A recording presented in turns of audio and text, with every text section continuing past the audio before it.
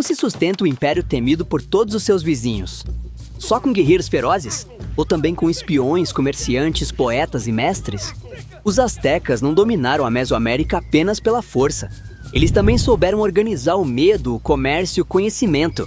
E foi isso que os tornou tão poderosos. No último episódio de Grandes Civilizações,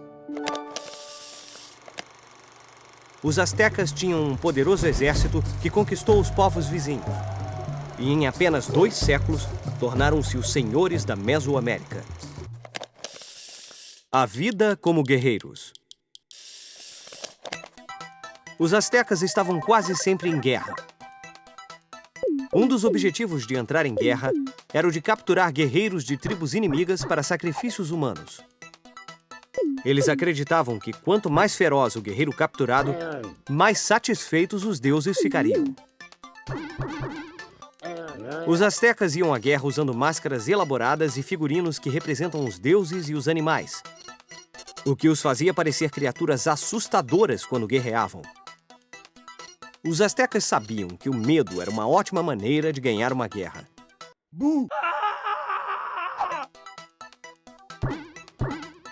Embora os guerreiros fossem terríveis, a guerra e a dominação não eram a única coisa com que os astecas se preocupavam.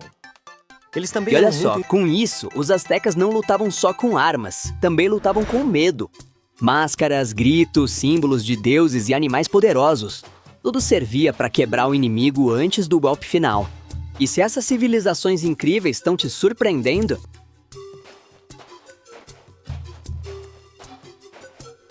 a religião, a conquista e a queda do mundo asteca. interessados no comércio. E por isso estabeleceram fortes relações comerciais com os povos vizinhos. Muitos bens e artesanatos produzidos pelos astecas eram vendidos em outras cidades. Os comerciantes astecas eram muito ocupados viajando, comprando e vendendo mercadorias. Havia também um outro benefício. Os comerciantes, em suas viagens, também podiam ouvir fofocas e descobrir o que estava acontecendo em todo o império. Assim, os comerciantes tinham uma função secreta. Eles agiam como espiões para o governante asteca. Pense nisso por um segundo. Para os astecas, ganhar uma batalha não era só derrotar o inimigo. Também era capturar prisioneiros para honrar os deuses. Você consegue imaginar viver em uma cultura onde a guerra e a religião estavam tão unidas? Te leia nos comentários. Todas as civilizações expressam suas visões de mundo. Vestígios de civilizações extintas podem nos ajudar nos dias de hoje a descobrir mais sobre os povos antigos.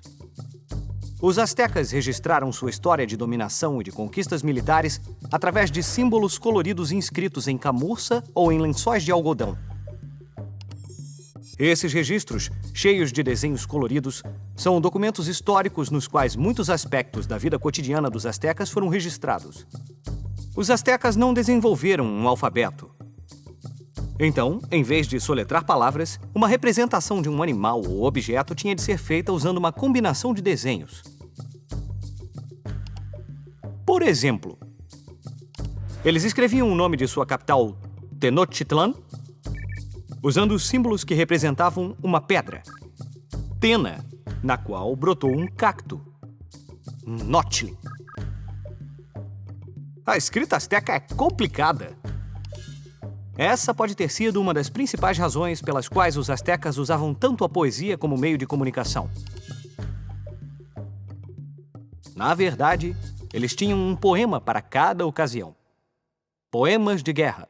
Agora o exército vai para a guerra. Poemas sagrados.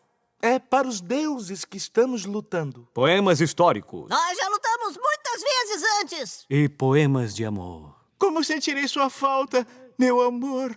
A poesia estava intimamente ligada à música. Na verdade, poeta e cantor eram a mesma palavra na língua asteca. Será que eu sou um cantor ou um poeta de amor, baby? Baby! Os astecas também eram hábeis em medir o tempo. Eles criaram um calendário que os ajudou a conhecer o melhor momento para plantar sementes e para colher. Eles podiam até mesmo prever importantes mudanças climáticas. o calendário solar dos astecas foi instalado em um altar redondo no centro de um pátio no Templo do Sol. Eles também eram bons em matemática e, curiosamente, contavam com o número 20. O quê? É isso mesmo. O número 20 era a base para todos os cálculos, assim como o número 10 é para nós. Será que na escola eles aprendiam a contar com os dedos dos pés também? A escola era muito importante na cultura asteca. Aos 15 anos, os astecas iam para as escolas públicas que o Estado tinha criado para assegurar que todos tivessem educação. Havia 2 tipos de escola. Uma era chamada Telpochcali, onde aprendia-se sobre armas, artes e comércio. A outra era chamada Calmecac, onde os jovens eram formados para cumprir funções sacerdotais. Obrigado. Ainda falta a gente entrar na parte mais inquietante da sua história: os rituais, os sacrifícios e o choque brutal com os conquistadores. E isso vem na próxima parte. Se você gostou dessa viagem pelo mundo asteca, deixa seu like e se inscreve no canal. E me conta aí embaixo, o que mais te surpreendeu? Os guerreiros deles ou o conhecimento? Vamos usar nossa bússola do tempo para descobrir mais sobre outras invenções que melhoraram a agricultura. Quando a última era glacial terminou, aproximadamente há 10 mil anos, as poucas pessoas que tinham sobrevivido à Era Terrível começaram a vagar de um lugar a outro em busca de comida e abrigo. Um grupo de nômades chegou à Mesopotâmia por volta do ano 6000 a.C. e lá eles aprenderam a plantar sementes e a colher alimentos. Desde que deixou de ser necessário sair em busca de alimento, esses grupos se estabeleceram em casas e formaram os primeiros povoados da história. Os egípcios, por exemplo, por volta do ano 3500 a.C., usavam toda a sua engenhosidade para aproveitar as inundações do Nilo em seu próprio benefício. Eles inventaram um sistema de irrigação elaborado em que toda a comunidade participava e se beneficiava.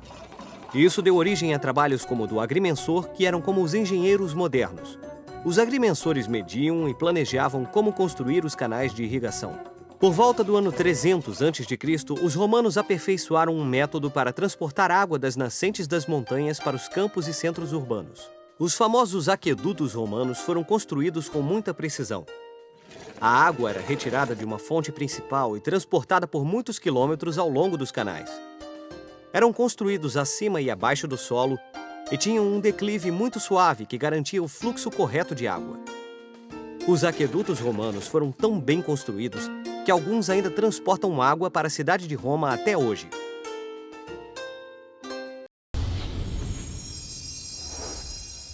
E lembre-se que tudo é surpreendente quando a gente tem vontade de aprender.